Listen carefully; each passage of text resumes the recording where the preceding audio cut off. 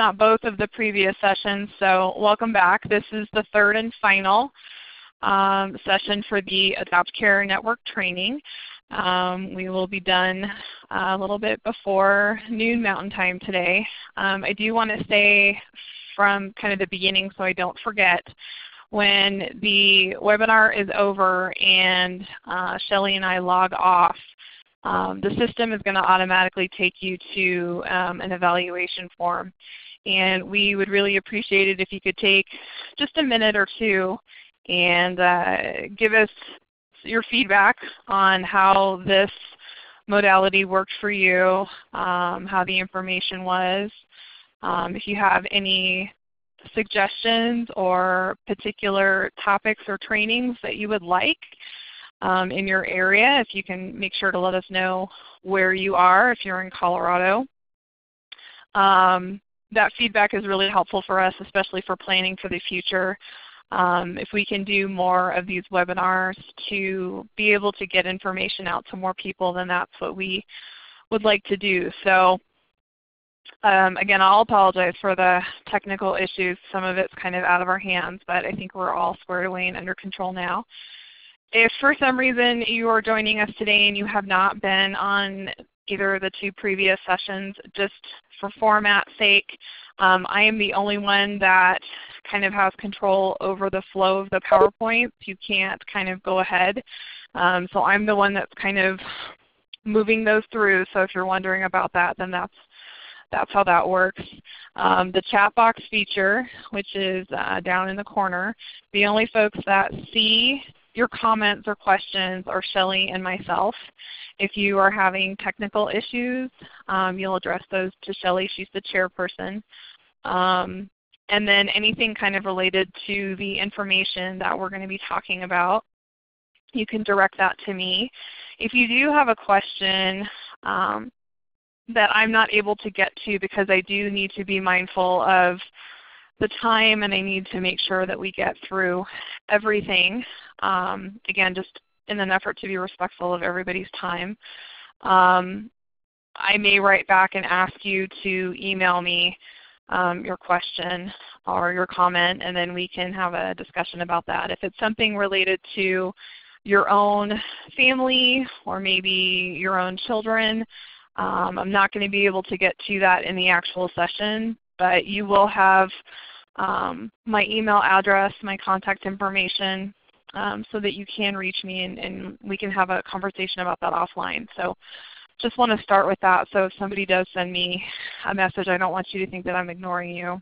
I do pay attention to the messages in the comments, but that's also the feature through the chat box, how we're going to be able to have some discussions about some of the topics. So I may prompt you to, respond to a particular statement or a question, and then I will go through and integrate you guys' responses so that we can, again, kind of have a discussion about some of these topics, since it's fairly one-sided with me speaking and then getting your responses via the computer. So we'll do the best we can with that.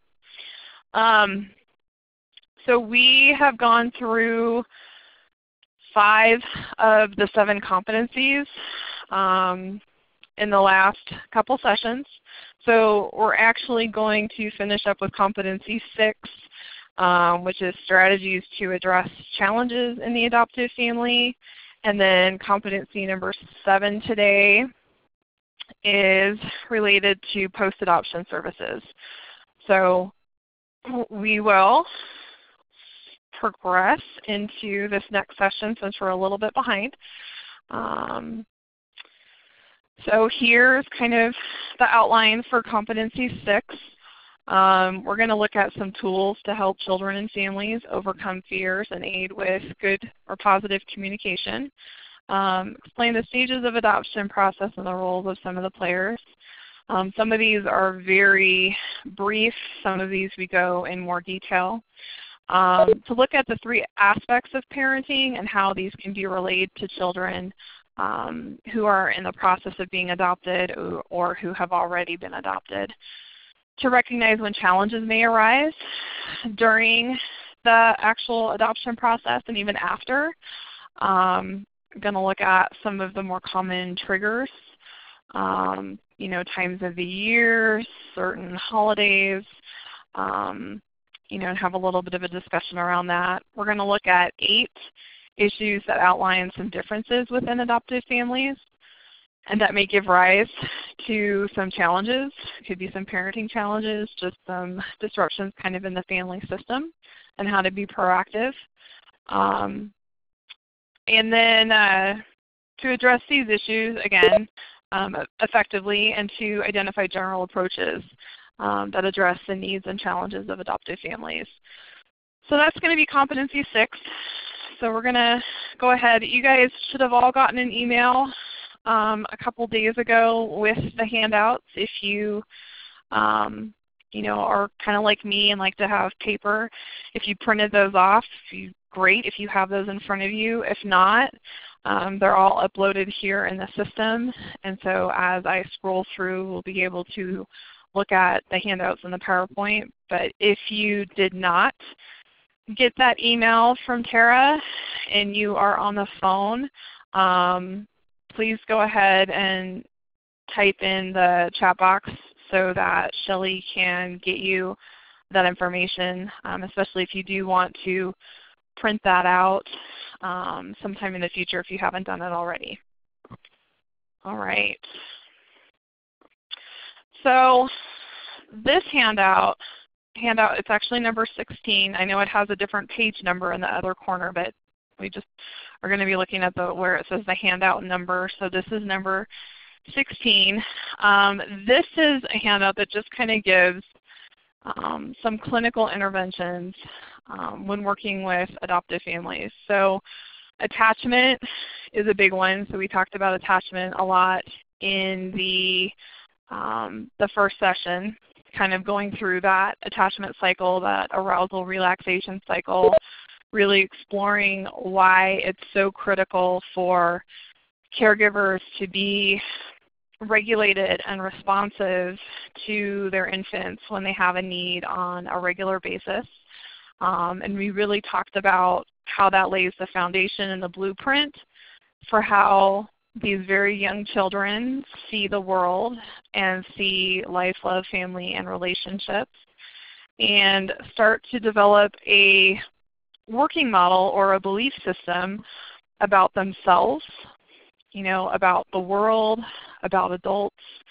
And when their needs are not met on a consistent basis, or the needs are met in a way that is very hurtful and harmful, that the template or the foundation that is imprinted for these children is one of a very negative viewpoint, not only about themselves, but about relationships, about the world in general.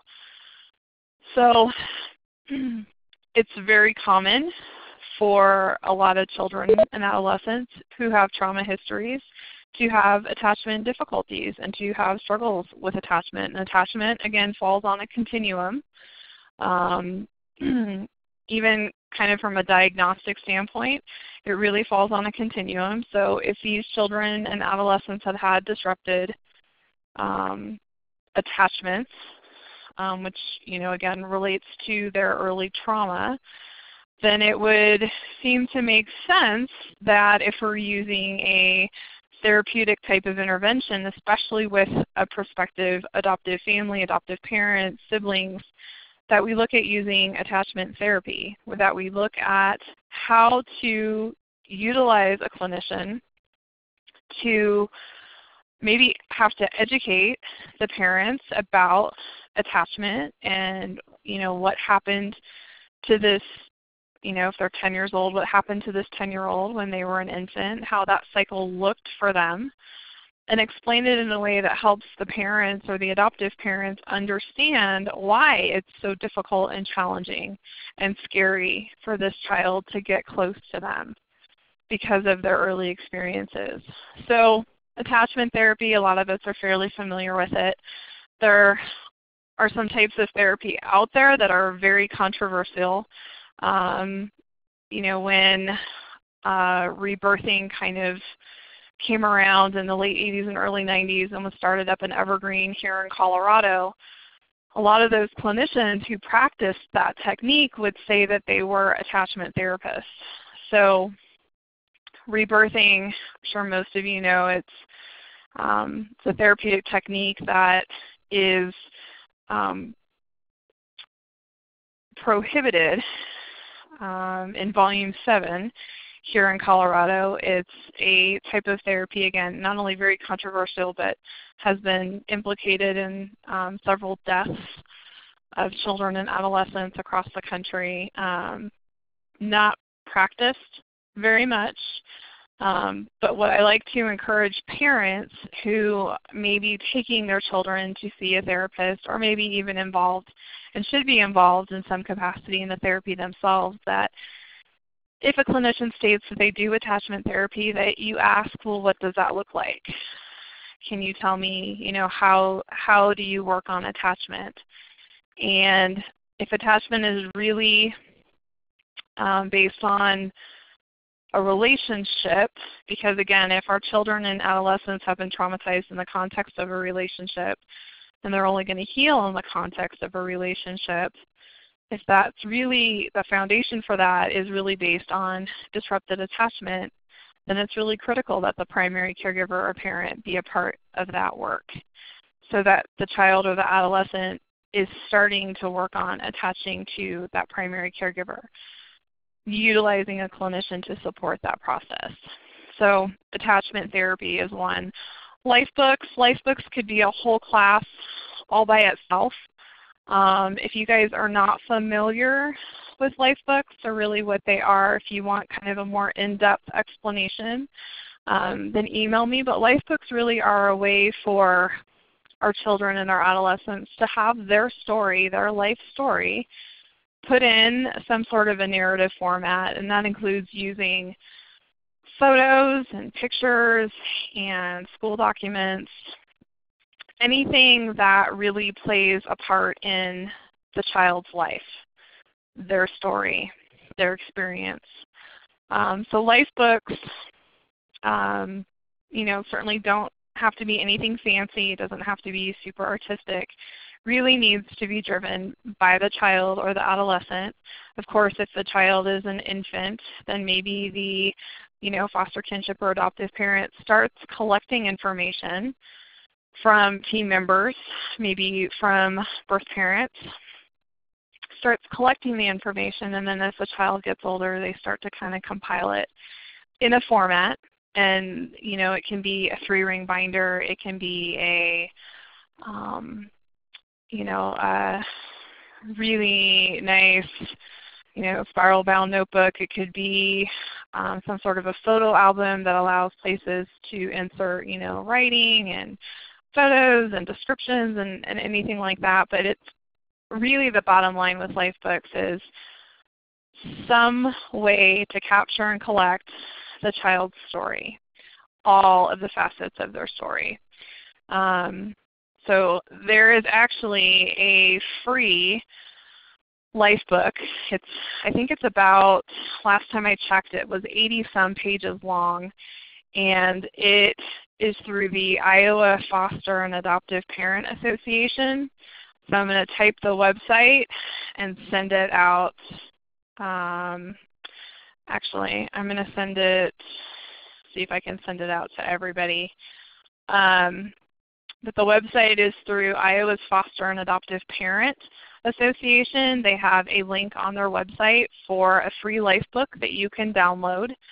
And they also have a welcome book for those of you that might be foster parents or even foster adopt parents who want to take in some placements. They also have something that's called a welcome book.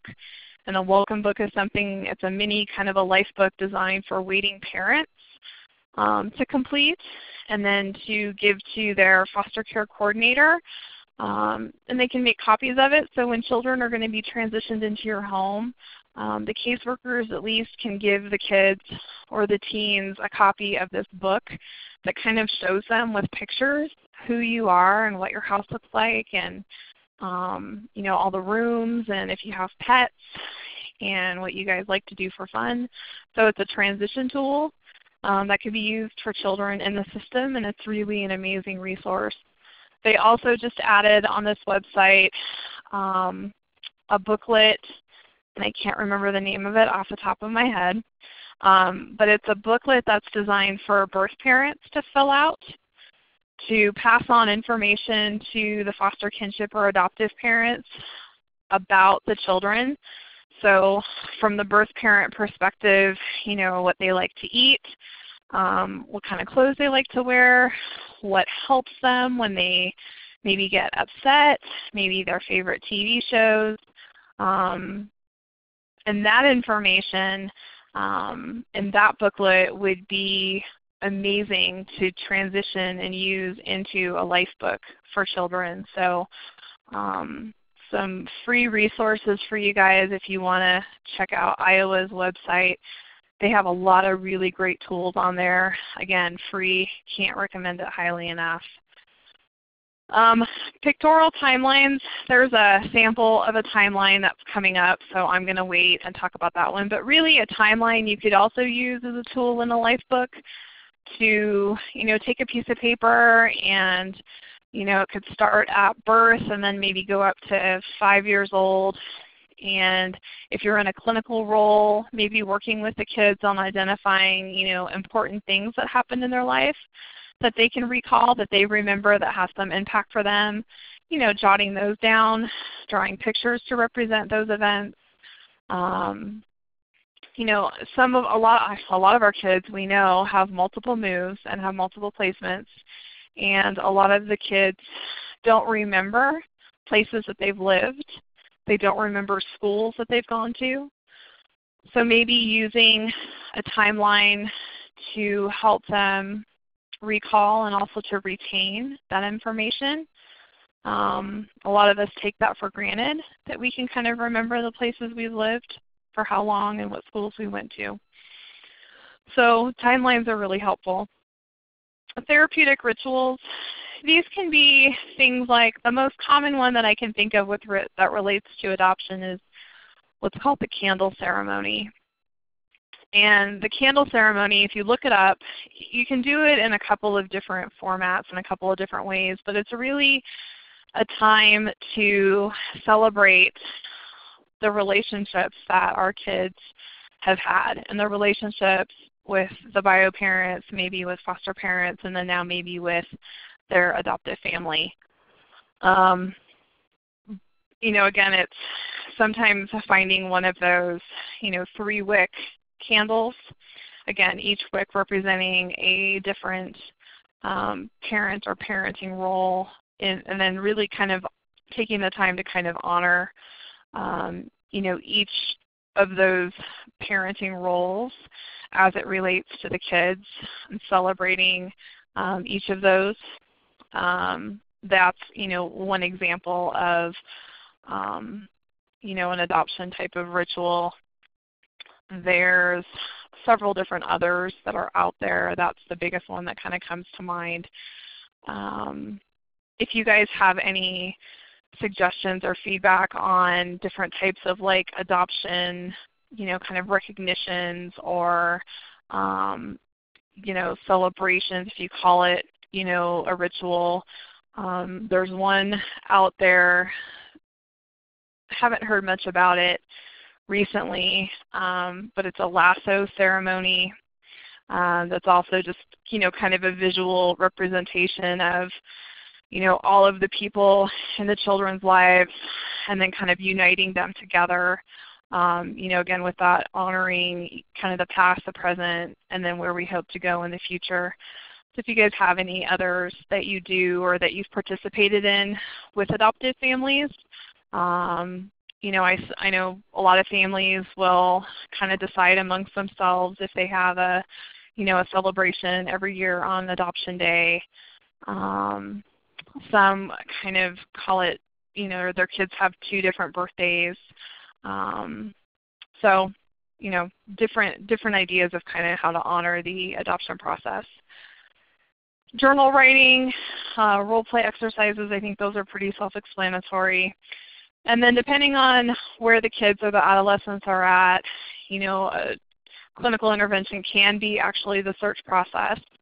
If you have, adolescents who are wanting more information or who are wanting to try to connect maybe with siblings that they haven't seen or haven't been placed with for quite some time, may want to search for a bio parent or birth parent, depending on kind of what's going on for that youth at that time in their life. So they include that on here as just part of one of the pieces that can be used as a clinical type of intervention.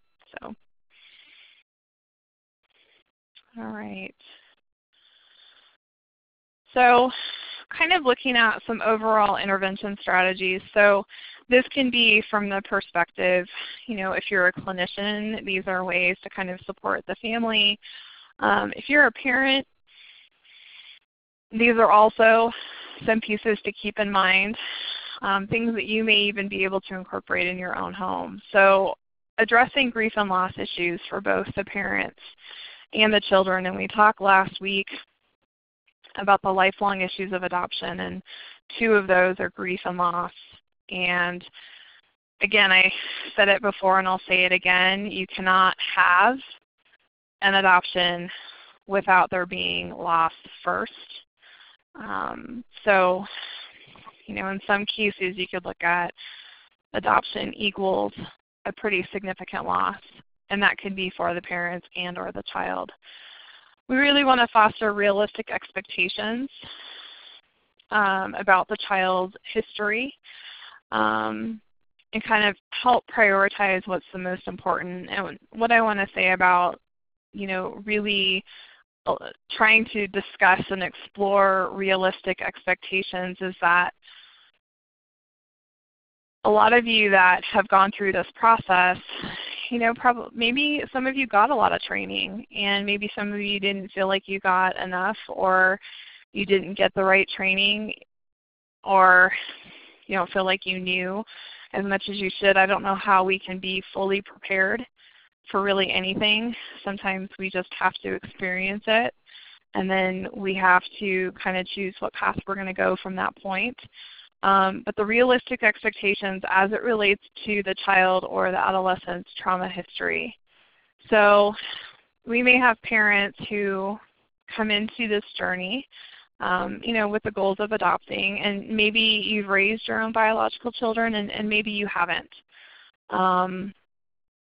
The hard part if you raised your own biological children is that you know about their history, you know about their story, you know about your pregnancy, you know what was going on for you, you know if you did or didn't use drugs or alcohol, you knew what happened in the actual birth experience, you were there and you raised your children for the first 3+ years of their life. You met their needs when they had it consistently and lovingly and as a regulated parent.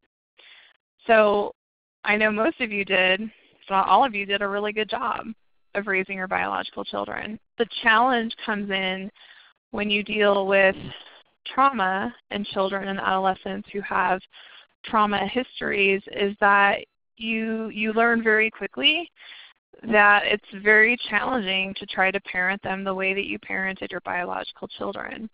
Their needs are different. Their brains are hardwired differently. You don't have all the information. You don't have all the pieces to the puzzle. And it really challenges you as an individual to have to modify and to have to maybe try something different.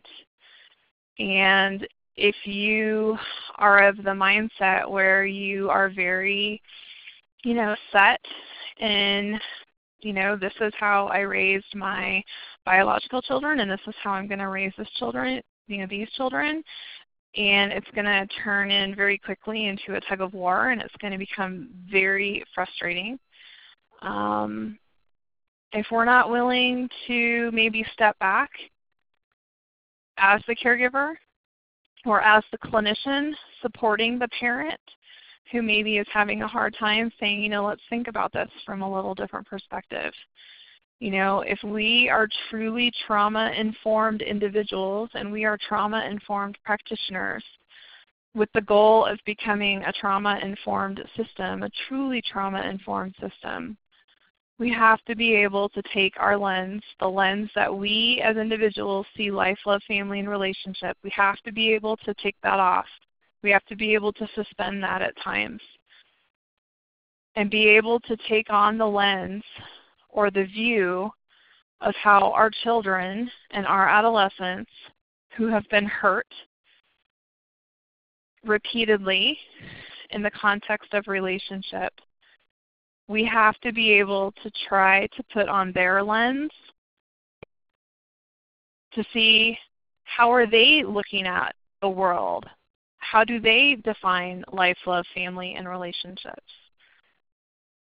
The hard part about this entire process and being in the system and caring for children who have disrupted attachments and who have been hurt physically, some who've been hurt sexually, some who have just been left on their own at very young ages. The hard part is that this is going to challenge us. And how flexible are we willing to be? Do we really have realistic expectations? Because the healing process, how the brain works, is it can take a very long time.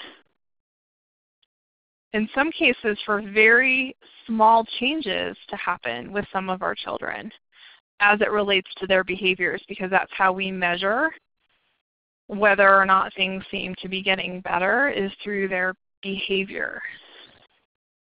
And it takes time. It takes time. It takes repetition. It takes consistency. It takes a regulated parent who's committed to stay the course in this process, day in and day out. But change does happen. The brain does slowly start to heal. The behaviors can start to decrease. So really working on our expectations and really finding a way, if you are in a supportive role for parents who are with these children 24 hours a day, day in and day out, it is our responsibility to support the parents who are doing the work. We have to be comfortable working with the parents who are with the children doing the work. We really have to help our parents with their own regulation, with their own emotional stress response system, so that they can continue to give what these kids deserve and what these children need every minute of every day. Help the entire family depersonalize behavior through understanding the effects of trauma. If it's been a while since you've done a training, I would highly encourage you to find some sort of a trauma training, some training that talks about how trauma impacts the brain. If you want to start by doing one online, do some of Bruce Perry's trainings. You know, we talked about his website last week, and I'll put it in here for you guys again. He has 4 free online classes that you can do. If you want to start there, then start there. If you want to find one that you can do in person, you can go to the Adoption Exchange, or you can go to the Child Welfare Training System website here in Colorado and find a trauma training. They're free for you guys if you want to go. Find something. If you want a book, then email me. I'll give you some books to take a look at. Find something if it's been a little while. But the behaviors are not personal. And I know that that's really hard, and the next question I always get is, well, how do you not take it personal? And I don't have an answer. I don't know how sometimes you don't take the behaviors personal when they're directed at you, when it feels like they're coming at you. They say really hurtful things to you. You love and love and love and love and love, and it doesn't seem like it really makes a difference. All I can tell you is that it does make a difference. it just takes a while. It takes a while, but it does make a difference. As we know now how the brain can actually, or is open to change throughout the entire lifespan. So there are things that you can do, but again, you have to work on yourself first. Because like my coach and my mentor, Julie Alvarado, always says, you cannot give away that which is not yours to give.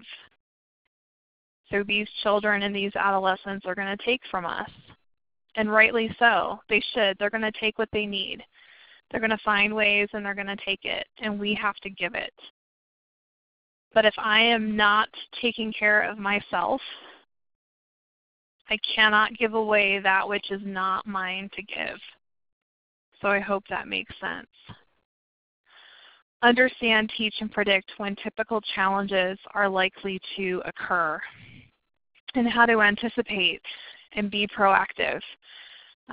There's a handout coming up that really kind of goes into some of those typical challenges, holidays, school assignments, and how to be proactive. So I'm going to hold off on that one until we get to that slide. And then looking at how to promote new attachments and connections and relationships for children. So there's a couple more handouts for this section. So this is handout 17. This is actually a pictorial timeline. So this really represents a visual of what I was talking about in the clinical interventions, or an activity that you can use if you're doing life books with children. This is, again, a way some kids really like to write and they like to draw. This is a sheet that you could include in the life book, documenting the different places they've lived, addresses, cities, zip codes. A lot of our kids don't remember those things. The schools that they've attended. Important people in their life. This is a good one when you're looking at, prospective, maybe adoptive parents. And maybe for some of our older kids or older youth, when we go in and mine files, looking at who are the important people in your life that you remember. People that you felt like really cared about you or that really got you. And it could be a teacher, it could be a bus driver, it could be somebody from the church. So keep in mind, again, and asking our kids, people that they want to have ongoing connections with. That's a great way to do that. And then it gives you an example for other experiences in their childhood that kind of stand out for them, that have some sort of like an emotional charge to it. It's really good to kind of jot those down so that our kids don't forget. So this is a pictorial timeline. And again, guys, like I've mentioned before, you can copy these handouts. All we ask is that you keep the adoption exchange citation on the bottom if you do want to use these or share these with families or coworkers that you might be working with. The next one is called the cover story. The cover story is really a dialogue. It's a discussion that you can have with your children about what do they want to share about their story, with the emphasis that your story is private. People may ask you questions, but you don't have to share anything that you're not comfortable sharing.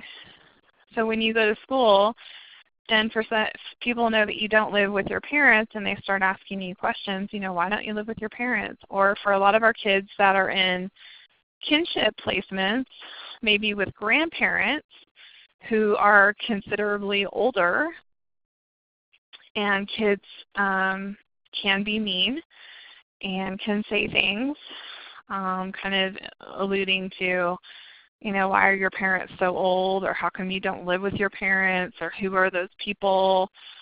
You've got all these different people that come and see you at school, and who are all these people? that having this conversation with our kids and our adolescents really gives them power, and it gives them control over what they want to share and how much. There's a really good book that's out there, the CASE, which is the Center for Adoption Support and Education. The book is called Wise Up, and it is a book about a cover story. And it comes with a little pocket, kind of a handout that gives kids choices. You know, if people ask you personal questions, you have a choice. You can, W is you can walk away. I stands for you can inform. The S stands for you can share. The E stands for you can educate. And then it has, you know, this really cute, you know, little fold out that kids can carry in their backpack. But again, our kids and adolescents feel like they don't have a lot of control in this process anyway and in their life, and that other people are making all the decisions for them. So we need to find ways and everyday simple choices so that they start feeling like they have some control. And so this is one technique, this is one avenue that we can help our children and our adolescents feel empowered to know that you can say whatever you're comfortable sharing, but your story is also private. So you don't have to say anything that you don't want to. So that's the cover story. The next handout is talking with children about adoption, and it's 2 pages long.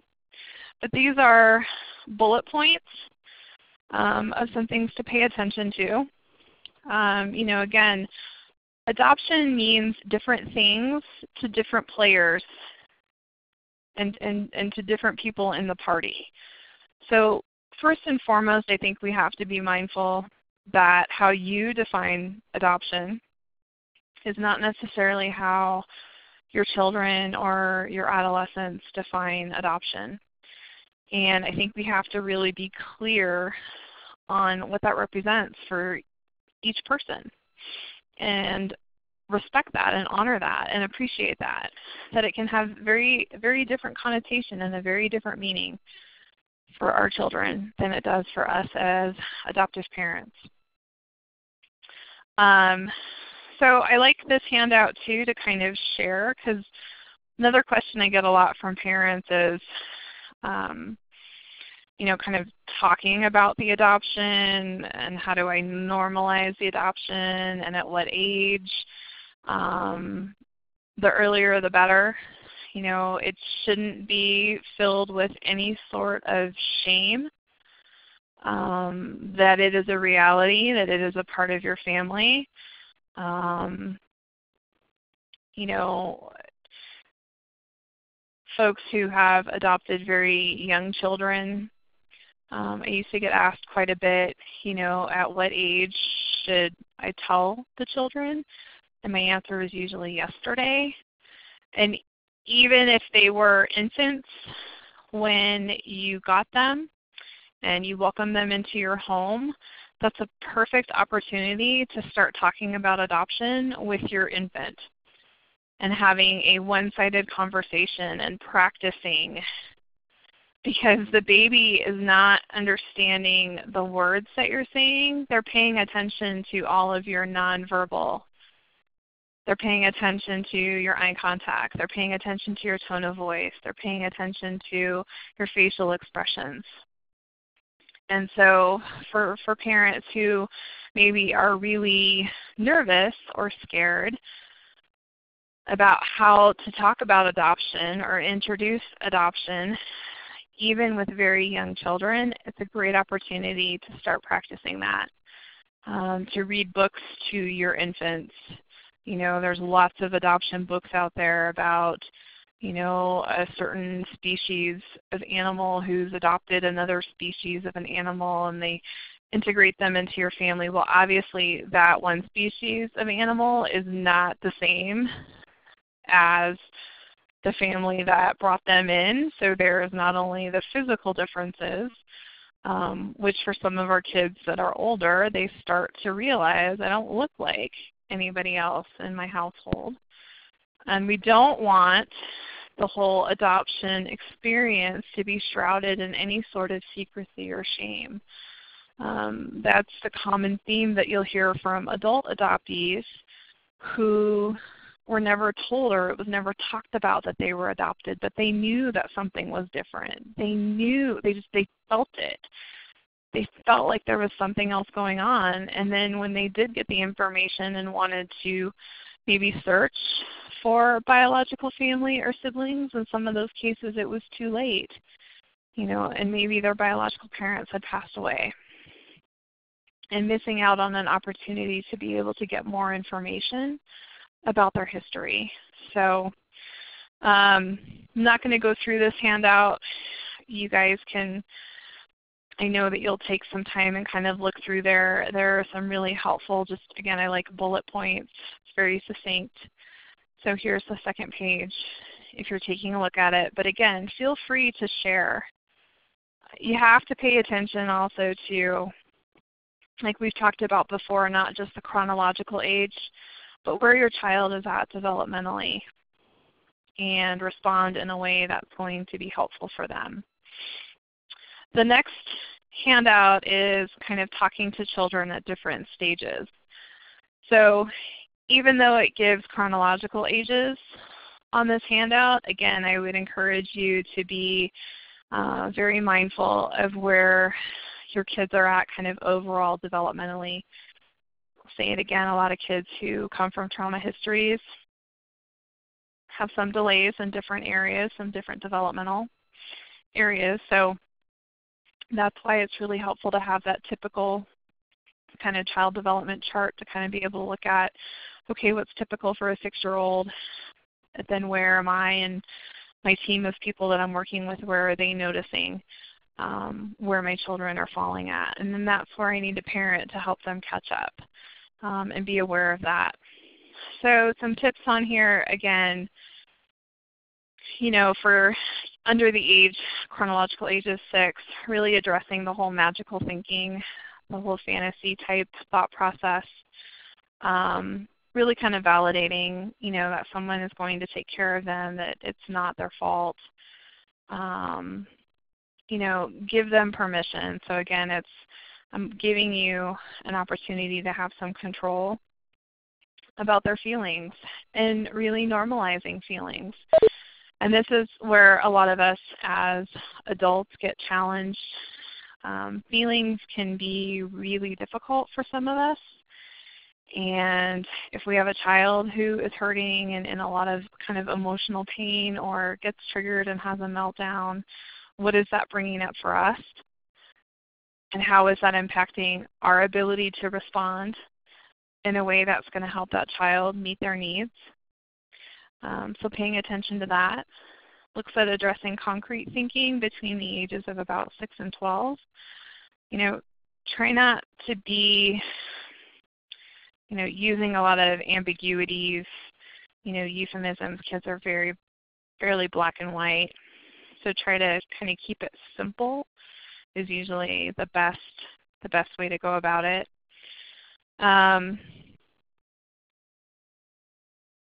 Help children depending on where your children's at. And for the next section, if there's a therapist involved, consult with the therapist on how to best kind of go about it, to understand their parents, maybe their choices and their actions when there has been trauma, abuse and neglect and abandonment in their past. Okay, a couple more intervention strategies.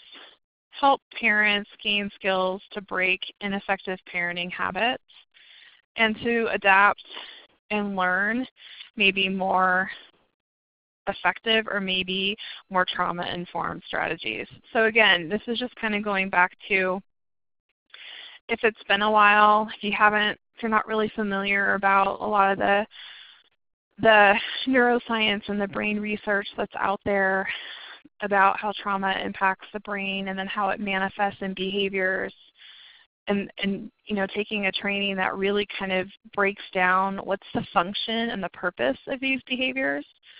That was probably, for me, many years ago, that was probably the most helpful information that I got, as a clinician, was being able to recognize that there is a function and a purpose to every behavior.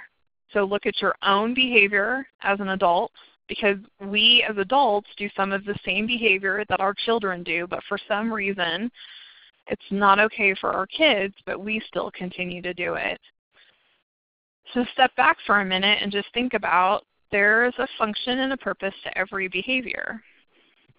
And I talked about in the first session that a lot of the behaviors that our children and adolescents have or exhibit were very appropriate behaviors in their previous environment. A lot of those behaviors kept them alive. They were very functional.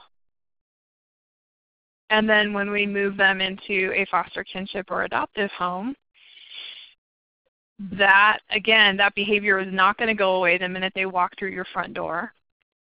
It is a part of who they are. It has served a purpose. There's a function to it.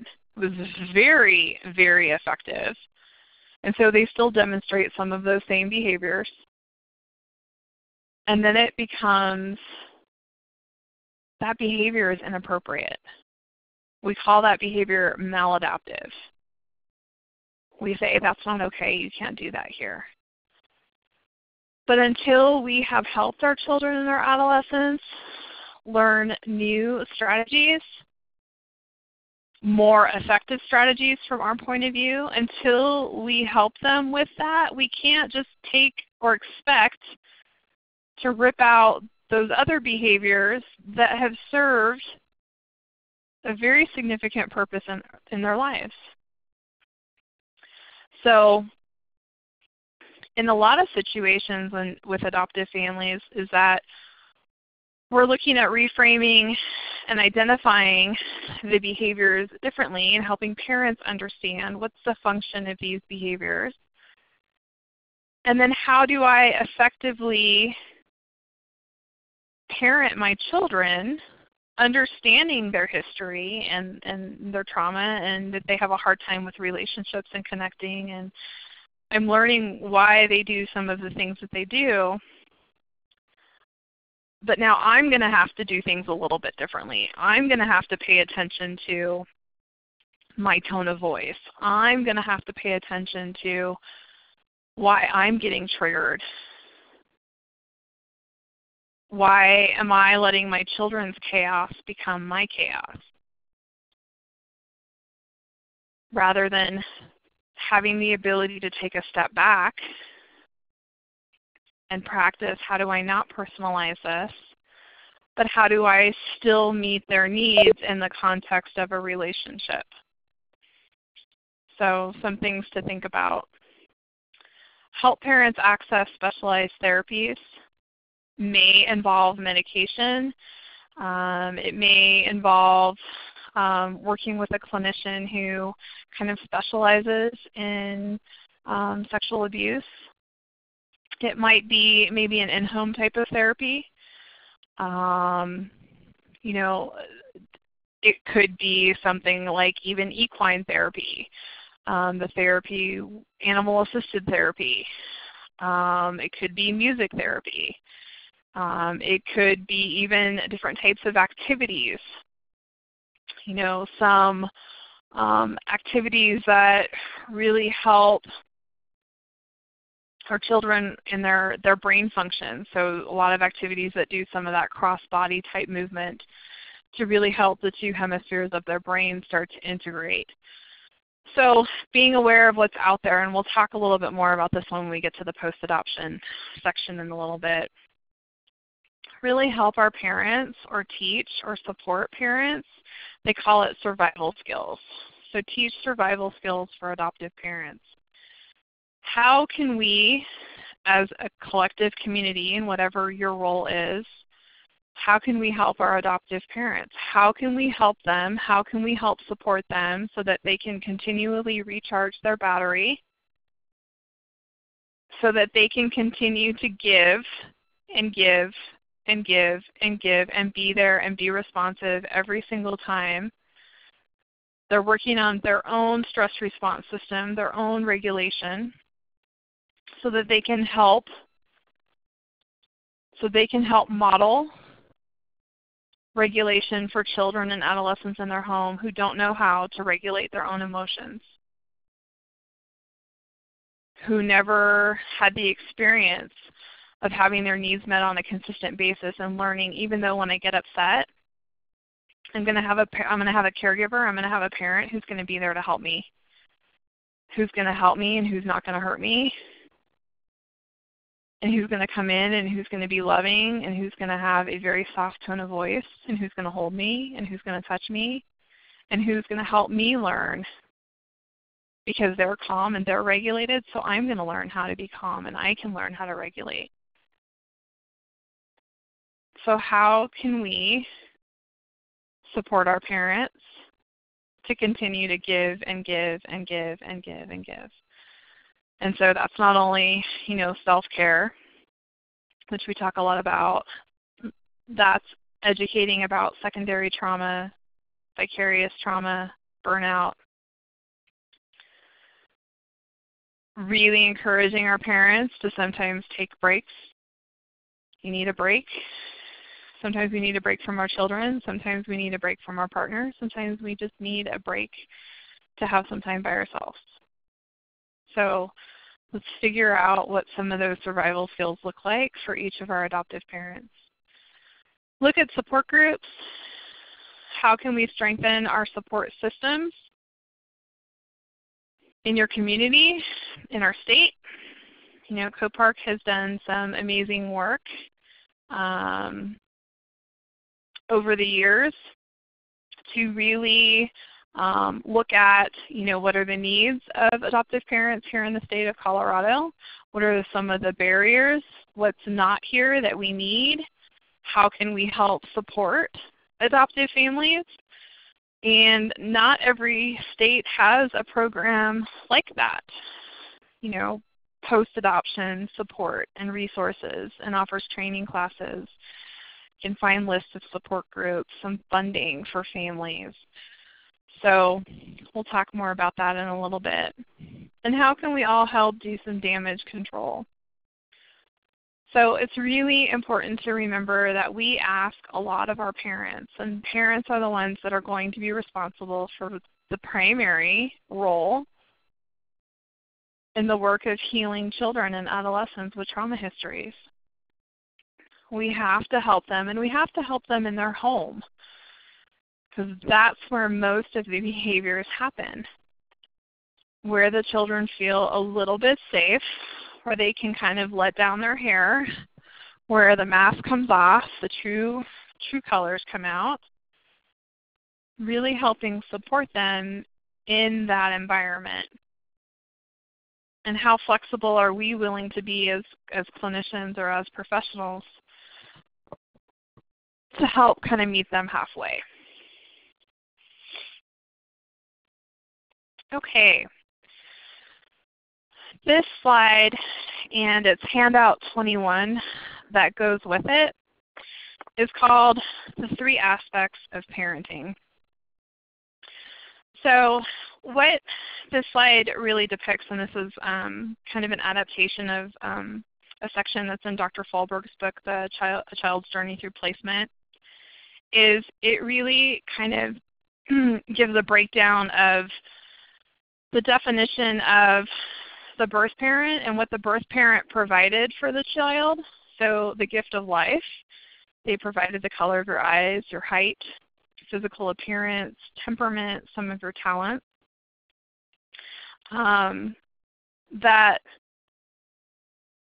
But then there's a kind of a shift that happens kind of in the adoption process, where you have the court system, which is defined as the legal parent. And then you have the adoptive parent, who is defined as the parenting parent. So through the course of an adoption, the legal parent and the parenting parent become really the primary roles. But when an adoption is finalized, The legal parent steps out of the picture, and all of those descriptions, so the legal parent, the court when it's still in the court system, some financial responsibility, safety, and protection, makes all the major decisions. Those are all absorbed into the parenting parent once an adoption is final. So a parenting parent also provides the love, the instruction on family living and values, discipline, cares for your hurts, your pain, your worries, your illnesses, is helpful and encouraging, and can also help you with life skills. But then the parenting parent also absorbs the responsibilities of the legal parent as well. So it's really just kind of a visual to give a depiction between the roles, and sometimes helping our kids understand the role that their birth parents did play in the process, and then the responsibilities and the role that the parenting parent takes on when an adoption happens. So there's kind of a description on the bottom. Your birth parents will always be important to you for giving you life and for many other reasons. And letting your kids know that you can choose whom you want to bring into your heart as a family. There are special relationships and bonds that are built through commitment, giving, sharing, and over time. So along with that, here's the handout. Sorry, it's sideways, but it's basically the same thing that's on the slide. So you have it in two different formats. All right. This next section is looking at 8 areas of difference and challenge within an adoptive family. So let me preface by saying that just if you are an adoptive family, doesn't mean that you're going to have all 8 of these at one time. Adoption is a lifelong process. There are lifelong issues that ebb and flow. There are different emotions and feelings that surface at different developmental stages. So these are just 8 areas to pay attention to. So if you are in a supportive role working with adoptive families, you might want to pay attention to these 8 categories. And if you are, working with a family on an ongoing basis, you may notice something surfaces, something has kind of changed, and is it related to one of these? Or how is it related maybe to the adoption, or is this just something that's just happening within the family system? So we'll go through each of these. The first one is mastery or control. The process leading up to adoption is typically controlled by other people, contrary to most people's desire to want to maintain control over their own lives. Most of us, human beings, do not like it when we are not in control. We don't like it when other people are really driving the decisions in our life. And up until an adoption occurs, a lot of parents will say they feel like they didn't really have a lot of power, didn't really have a lot of control, that it was really a lot of other people that were driving this car. But then once they adopt the child, it's as if they gave birth, they're theirs, they make all the decisions. Everybody, a lot of adoptive parents are very excited to get all these other people who have kind of been in their lives kind of out of their lives, and understandably so. We all want to find ways to assert control, and our children are no different. So I want to go back to, again, if you're a parent, finding opportunities, little everyday opportunities where our children have some control. Do you want milk or do you want juice? Do you want the yellow coat? Do you want the red coat? Do you want to wear your coat or do you want to carry your coat? Very simple. Have to set it up with things that you are willing to respond to. But, having a choice about those things is a win-win for everybody. The next one is family integration. When the new member enters the family, there is a shift in the family system and a new balance is being negotiated. And this really goes for any time you bring in a new member into your family.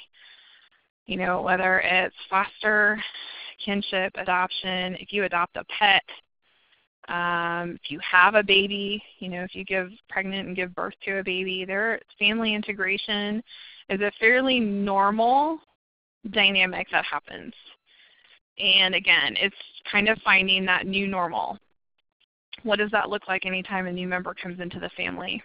Unmatched expectations. These must be addressed and clarified. If we're noticing, or if you are in a position where you're starting to get some signs that the parent's expectation of this child or adolescent is just not where they are, that it's only going to lead to frustration and more challenges, it's really our responsibility to start to have a conversation about that, to call the elephant in the room for what it is. And it could be something that the person just wasn't even paying attention to and just had no idea that they were even doing that or thinking that. But the unmatched expectations, unrealistic expectations is one of the key contributors to adoptions not working out long term.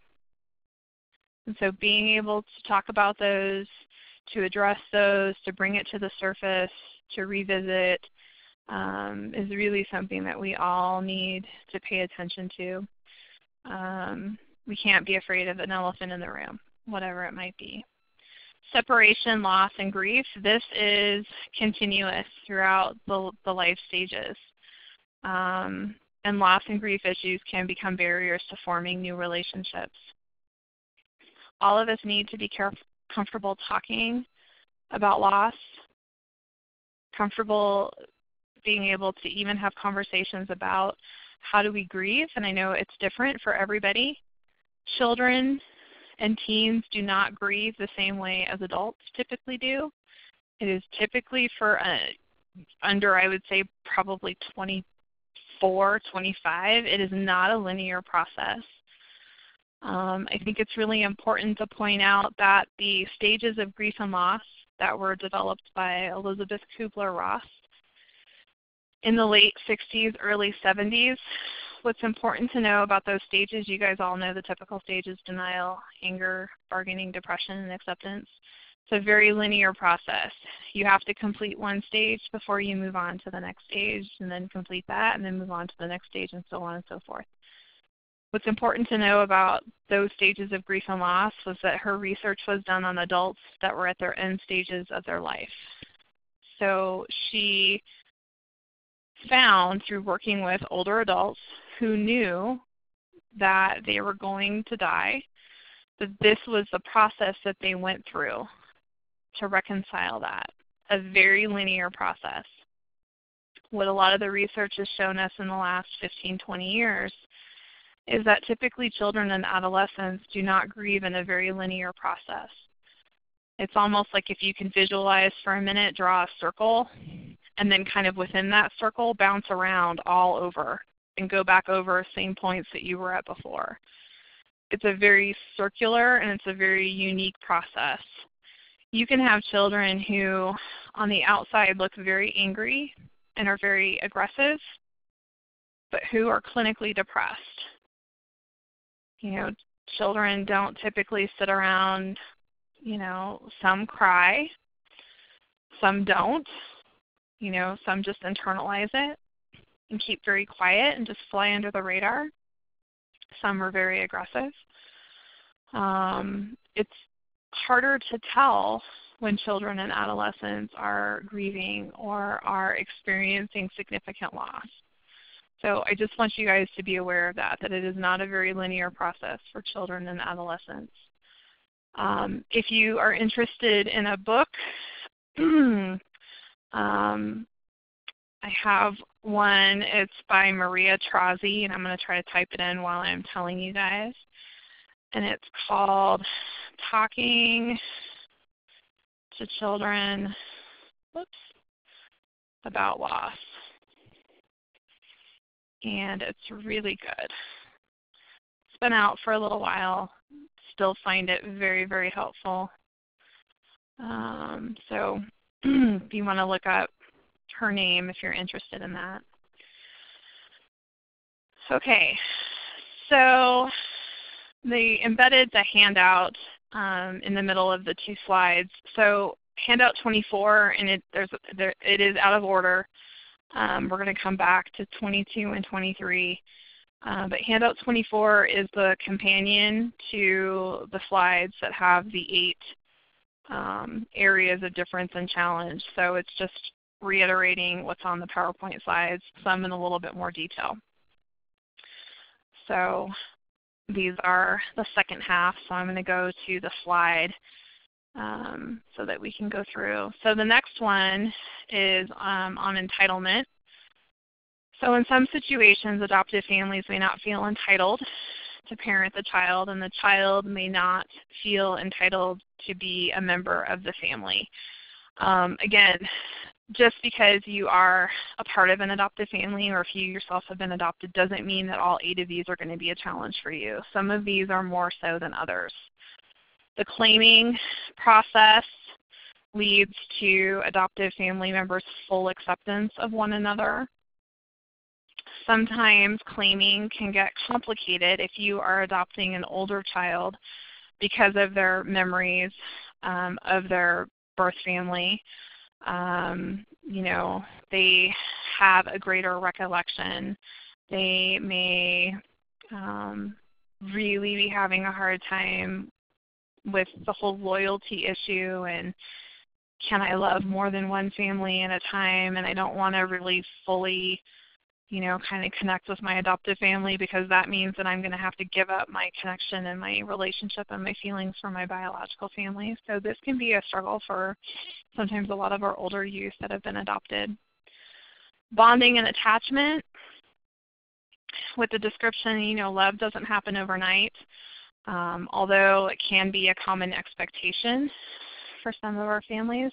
This takes time, and I've talked about it. I think I don't kind of need to go over it again, but you know, when you didn't attach early on, you didn't have your needs met on a consistent basis, and now we're doing it with a family maybe 5 or 6 years later.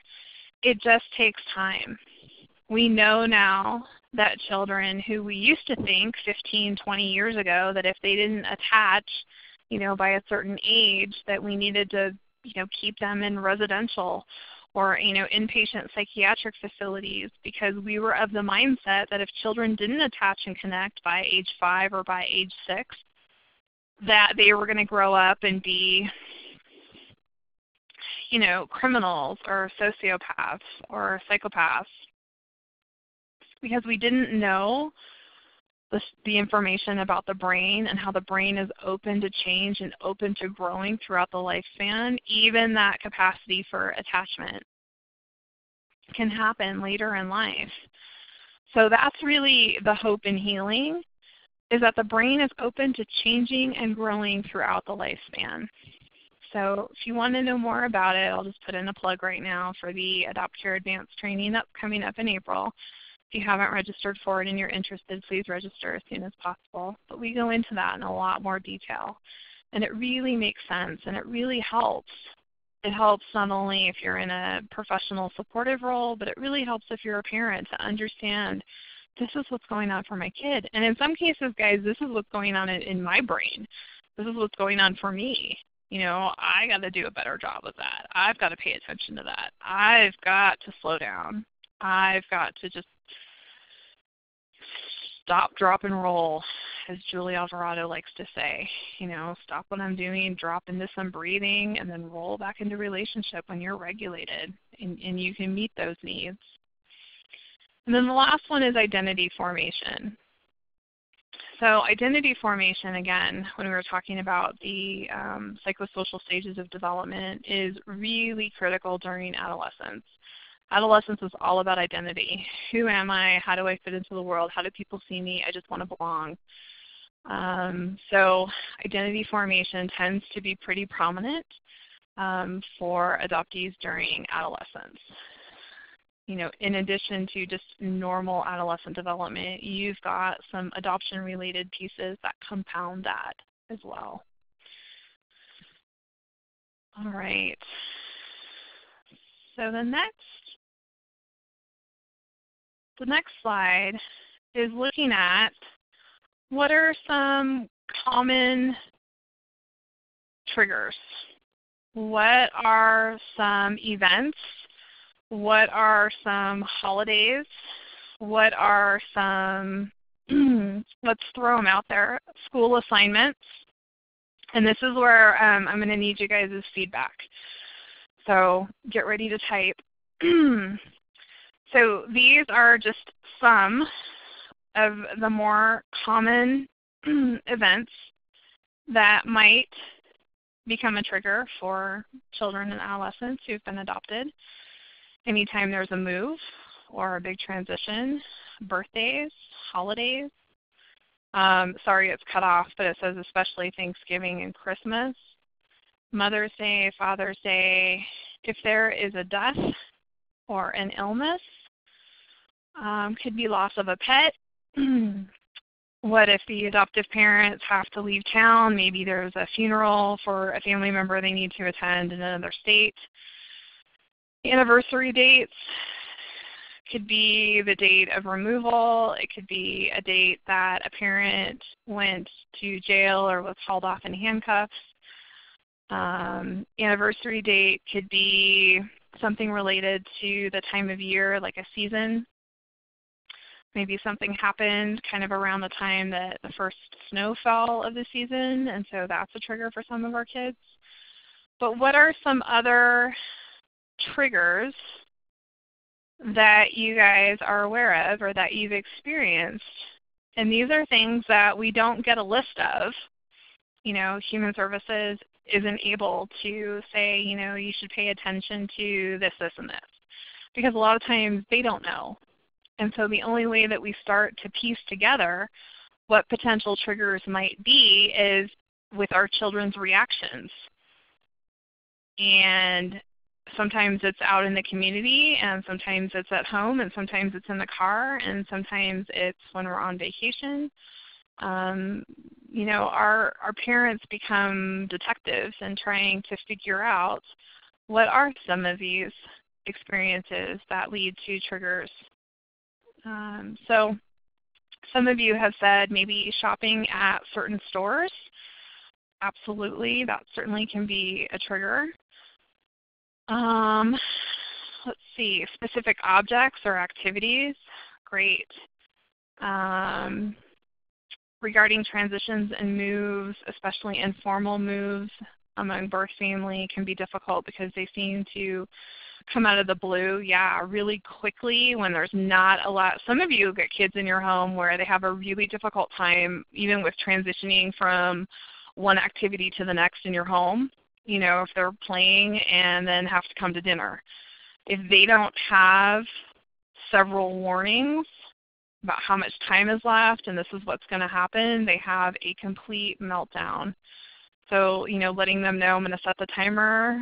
You know, we have 15 minutes before dinner, so I'm going to set the timer for 10 minutes, and I'm going to let you know, and then I'm going to set the timer for 5 minutes, and then I'm going to let you know, and then I'm going to set the timer for 1 minute, and that's going to be your last warning. So really needing a lot of that prompting and that support. Loss of a home, bed, and blankets. Parent-teacher conferences, that's a really good one. Summer break change in the school schedule, yep. Let's see, a typical family gathering of people that maybe the child doesn't know, so being around a bunch of strangers. And, you know, again, if we don't know a lot about their history, We don't maybe know if they were left with strange people when their parents were, off on their drug or alcohol binges, or, who knows what happened. Sometimes we don't know that until we experience it. Smells. Thank you for saying that. For those of you that are not familiar, smells, scents, are actually some of the most powerful trauma triggers for children and adolescents. And the reason for that is the olfactory gland, the gland that is responsible for smell, sits right next to your amygdala in your brain, which is your fear receptor. And so smells, because of where that gland is positioned in our brain, are very powerful and tend to be tied with very emotionally high-charged events that have a very significant impact on how our children behave. So it could be food, it could be cologne, it could be cigarette smoke, it could be anything related to a smell. A certain type of lotion could be a trigger. So one thing to think about that when you're trying to piece together what might be going on is to pay attention to smells. Let's see. So for somebody, for their kids, the triggers are phones and iPads. So they were left alone for long periods of time with games. Yeah, that's a really good one. Good. So yeah, so things to pay attention to. And these, excuse me, this is a big one that a lot of parents get really frustrated with, and that nobody told me.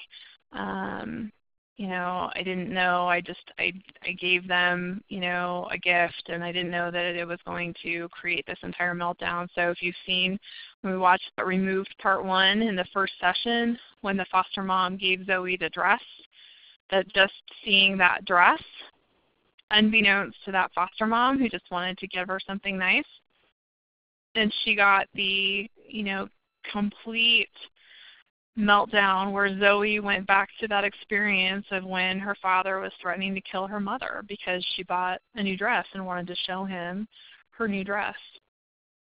And so who would have thought that just giving her a brand new pink dress would create such the response that she got?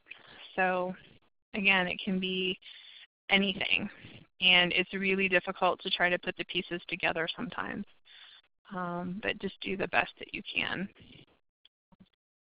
All right, so the next handout, it's handout 22. I like this one because it goes through some of the common triggers. A lot of them you guys brought up. The school assignments, which is actually on the second page, so I'm going to flip to the second page. But what I like about this handout is it gives you the trigger. It talks about, well, what can I do to anticipate? How can I be proactive in addressing that, potential trigger? And then ideas for damage control. How can I address it? How can I start to kind of, break it down? How can I help my child kind of come back to a place of safety? In the context of relationships. So I like this handout mostly because of the anticipation section that's in here. So some school assignments, guys, that trigger some of our kids. There's a couple very prominent ones. I want to see what you guys come up with. What kinds of activities or school assignments have your kids been tasked with, where maybe it's been uncomfortable for them or they don't want to share, but it's a school assignment and you have to do it unless you have a really amazing parent who goes in and have a conversation with the teacher about kind of the purpose of the activity and are there any modifications or, what are our options.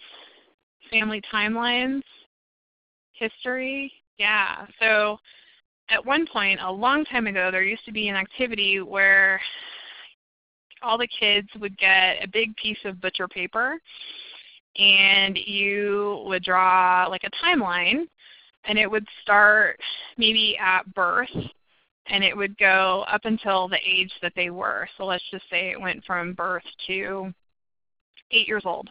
And along this line, you were supposed to write all of the, different events in your life. For most kids, it's maybe when you've moved, or maybe different schools you went to, or the vacation that you took. Maybe you've gone on several vacations. When you got to go to the beach, when you got to ride your first roller coaster. But for our kids who have been abused or neglected, and who maybe move all the time and they don't know where they've lived, and they have been neglected and maybe have been physically abused, then maybe at age 4 came into foster care, and since then they've had multiple placements with several different people, and maybe had to go into an inpatient hospital for a little bit. You don't want to put all that stuff on your butcher paper and then have to share that with your peers. Nobody wants to be different. Nobody wants to stand out. So being mindful of that. The family tree assignment, the typical family tree assignment is geared towards one family. Well, what if you have your biological family, and then you've had 6 different foster families, and now maybe you are transitioning into an adoptive family? How do you do the typical family tree exercise? And then we're big in like elementary school and in junior high about getting up in front of the class and sharing with the class. If that's a very private, personal story and experience, how can we help support our children? So there's some really good modifications that are out there to the family tree online. There are some really, really good ones that have, the tree on top, and then there's a demarcation for the grass, and then under the grass, you have the roots to kind of represent maybe if you have the adoptive family, and then you have the birth family kind of as the roots. There's different templates that uses a bird, where you can have, the child is the body of the bird, and then on one wingspan you have maybe biological family, and then on the other wingspan you have either like your foster or your adoptive family. So, being an advocate is another one of our roles as parents, and when these activities surface, being able to have conversations with the school about what this might be like for our kids, and what we can do to help support our children kind of in their healing. So a couple things on there. There's just some other activities, other events, so other triggers. A lot of you talked about these. What if, adoptive parents divorce? When people make insensitive comments. School transitions. We kind of mentioned that, and you mentioned all the holidays. So again, use this handout in a way that will be helpful for you. It's got some really good tips on there. This next one is a pretty brief handout about parenting adopted adolescents.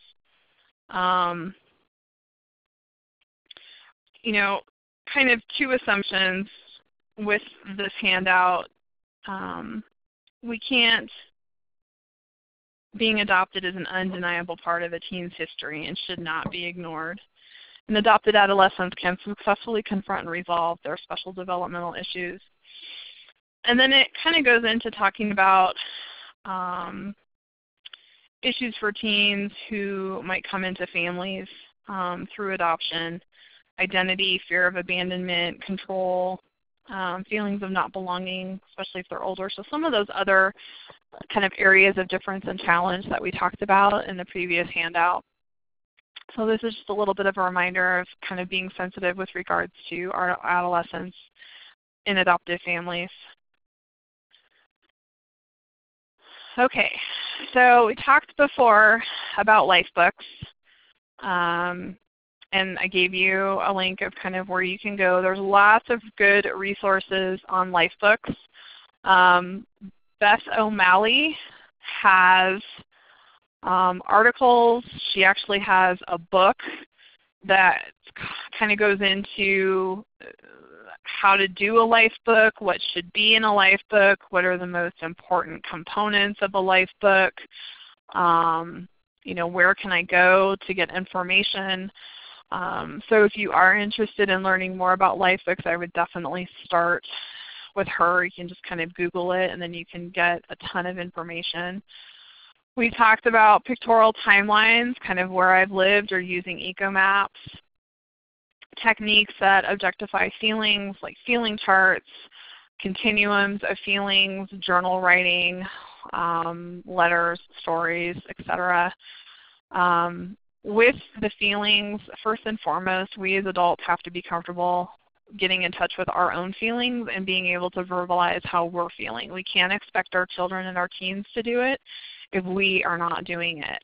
So there, again, is a whole continuum of feelings and being able to recognize the difference between I'm angry versus I'm scared.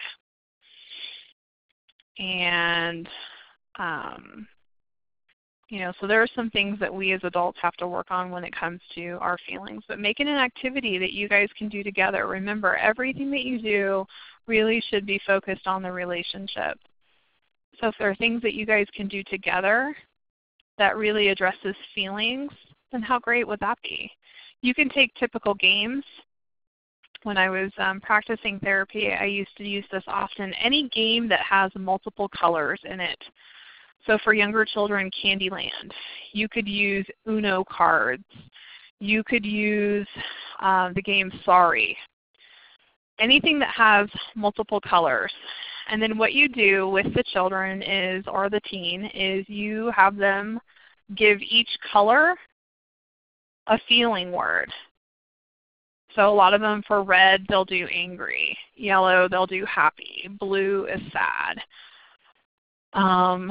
Then I try to throw in worried,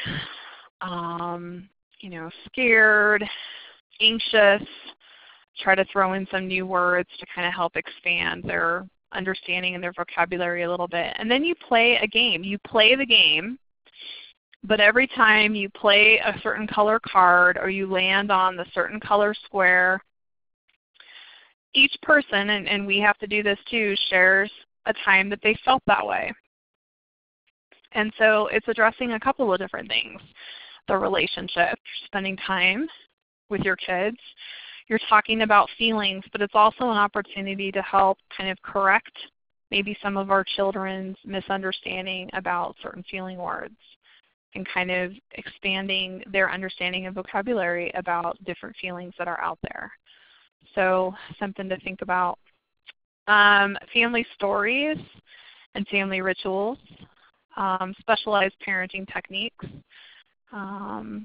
reframing for difficult issues. And again, it's kind of going back to love doesn't grow overnight, that this is a process and that this takes time. Really, empowering families through information and validation and offering new skills. Breaking through the secrecy of adoption. There shouldn't be any shame or guilt attached to adoption. And really re-identifying what is your family. There really is no perfect family, but what does your family now look like? And being able to individualize that.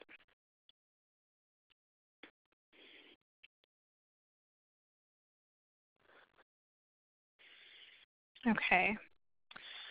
The purpose of interventions is encouraging attachment, validation of the child's right to have and understand his or her own story and feelings, as well as providing a safe place to express those feelings. And validation of the parents' feelings, teaching concepts, skills, realistic expectations, or maybe it's redefining expectations, and coming up with effective ways to work with the child in the home. And so with the goal of a gradual move to a greater family stability and overall health. So handout number 5,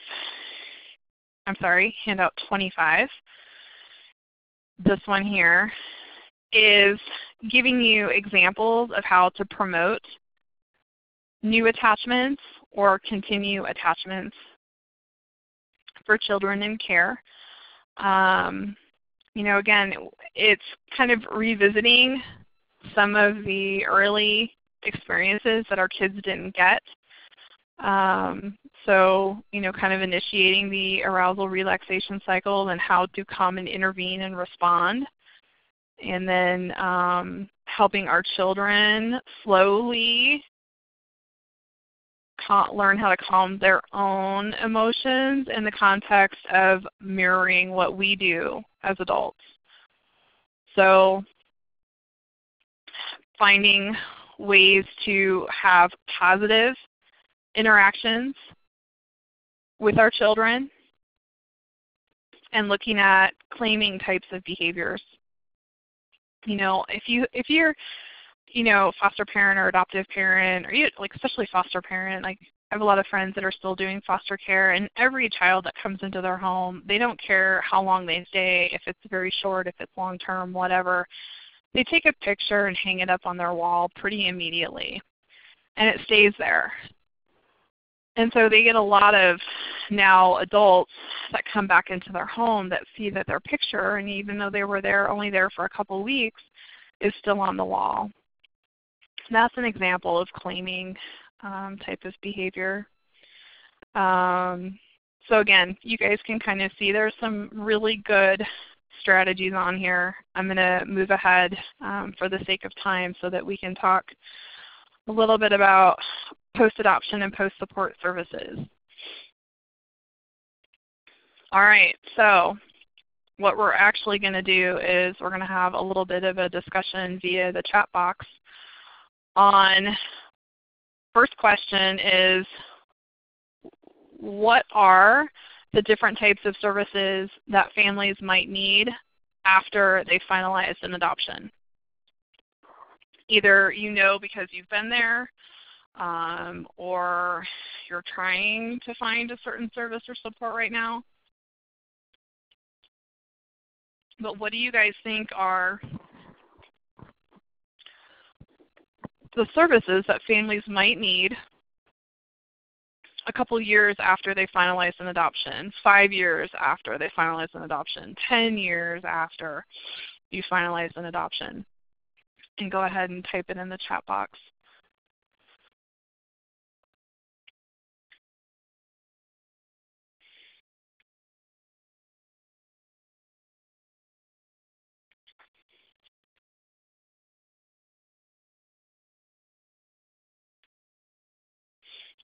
And while some of you are typing, I just want to point out that you have an article, handout 26, from Dr. Vera Fahlberg that goes into post-adoption services.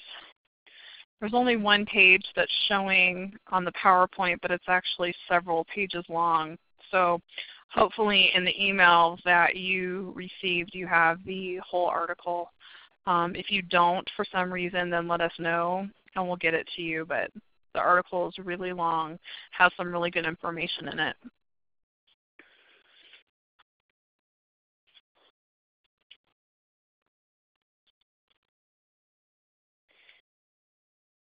All right, so some of the post-adoption services that you guys mentioned are respite, support groups, mental health professionals who are adoption competent, referrals to therapists specializing in working with children who have been adopted. Awesome. Confident adoption-informed and trauma-informed therapists, I'm noticing a theme, and also that accept Medicaid. Good. Even just knowing what resources are even available would be helpful. I absolutely agree with you. Neurofeedback, it depends. Sometimes behaviors come about at an older age, or thoughts are brought up that trigger things. So they may need therapy resources, family preservation resources. Great. That's an awesome idea. Feeling that all the support workers who really helped are gone is a bit scary. Equine therapy, absolutely. So the theme I kind of noticed there is, for some of you, is finding professionals, and I'll just leave it at that, who are adoption competent, who are trauma informed, who have experience working not only with the children and the adolescents who have the trauma backgrounds, but also can work with parents, you. And I think, and a lot of times, finding folks that are willing to come to your home and help you do the work in your home when behaviors happen, kind of in the moment, and who also take Medicaid, would be extremely helpful. So what are some of the barriers then? So let me ask you, what are some of the barriers? So of all those things that you mentioned, aside from maybe folks that don't take Medicaid, I know that's a barrier, what are some of the other components that either you don't know about the resources, geographically there's really nothing in your area, you know, if it's all you have in your area are folks who don't take Medicaid, so you're having to pay out of pocket. What are some of the barriers, guys, to accessing like support groups or you know, finding equine therapy in your community?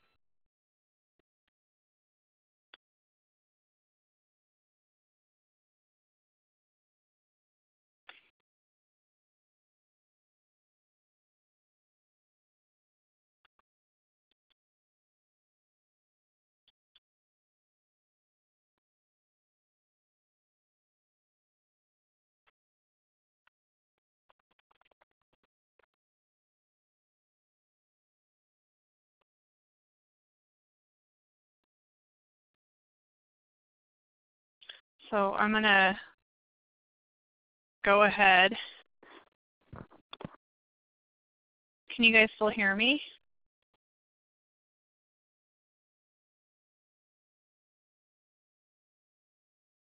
Okay, perfect. So I'm going to keep going. If you guys have some comments, I'm really curious about what some of the barriers are. So if you get a chance to type that in, I'm going to keep going. So post-placement treatment and support, it should not end with a finalization.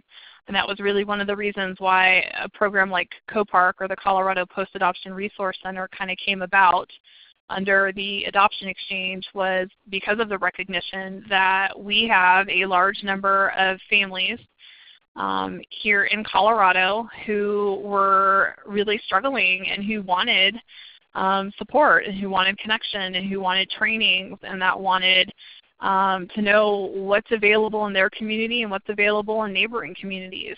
And so COPARC has done an amazing job of bringing a lot of those resources to light and offering new supports and resources, everything from a lending library to, again, the funding that I mentioned before, to they have a list of all the different support groups across the state of Colorado. A number of different things. School issues are a major area of needed support. With that, a lot of education in the school system on adoption and adoption issues. There's a booklet that COPARC actually put out several years ago now in collaboration with COCAS, which is the Colorado Coalition of Adoptive Families. If you guys are an adoptive family here in Colorado and you're not familiar with COCAS, C-O-C-A-S as in Frank, you need to find their website, cocaf.org.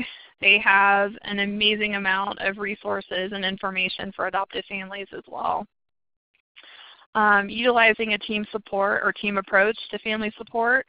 Really identifying the effective role of parent support groups for a lot of parents, and that doesn't necessarily have to be face-to-face groups. It could be an online support group. And then also respite care. Respite care is another big one. It's a big gap. It's a big need. You know, respite is really a specialized service with somebody who understands the needs of your children. The Adoption Exchange has a really great training on respite care. If you guys are not familiar with it or haven't taken it and it's something you want to know more about, contact them. See if they have one of those trainings coming up soon. It's a really good training on how to do respite care well, whether you're providing it or you're looking for somebody that can help you do respite care for your kids. All right. Just a couple more things. Again, adoption is a lifelong process as well as a single event that occurs. Most adopted children have greater needs than children who are raised in their birth families. Love does not fix everything, and it doesn't fix it overnight, but love is important. It's critical to the healing process. Placement is only one point in a child's growth towards becoming an adult. Adoption is a journey of joy and sorrow, challenge and triumph. So somebody typed in one of the barriers is care for siblings while addressing the needs of one of your children, and that is a very realistic challenge, so thank you for sharing that. Absolutely. All right. This is for you guys to watch on your own. We're not going to do it online, but if you want to watch the second part to Removed, it's called Remember My Story. So you can just go to YouTube, go open your internet browser, go to YouTube. In the search box, type in Remember My Story. Sometimes it pops up if you do Removed Part 2. It's about 20 minutes, and you will see the conclusion of what happens with Zoe and her little brother Benaiah in their journey in the system. So that's your homework. And then with that, I just want to make sure that you guys, for those of you on the phone who have maybe questions and want to know more about the Colorado Post-Adoption Resource Center or the Adoption Exchange or any classes that they might have coming up, this is the contact information. If you don't have my email, I'm going to type it in here for you all so that you have it. If you have something that you want to talk about offline, let me know. I will absolutely get back to you. And there's that for you in the chat box. There is another handout in the back, and I believe it's resources back here. Oh, this is the rest of the post-adoption article. So you can see it's several pages long. And I'm going to go back to the contact page. Sorry for all the multiple slide changes, but I want to make sure that you guys have the contact information. With that, don't hang up yet. Don't get off the computer yet. Stick around for just a minute. Shelly and I are going to log off, and then the system is going to take you to an evaluation. Please just take a minute and just give us your feedback. We would love to be able to offer more of these webinars. Just need to know kind of what topics would be helpful to you guys, how this process was for you. Any feedback to help us kind of improve, we appreciate it. With that, I want to thank you guys for your time, whether you were on just this call or the last 3 weeks. It's been my privilege, my pleasure. I honor each and every one of you. If I can be of any of assistance, please let me know. Otherwise, I look forward to having you maybe on another class or seeing you in a class face-to-face in the future. Hope you guys have a great rest of your day, fabulous weekend, and we will talk to you soon. Thank you.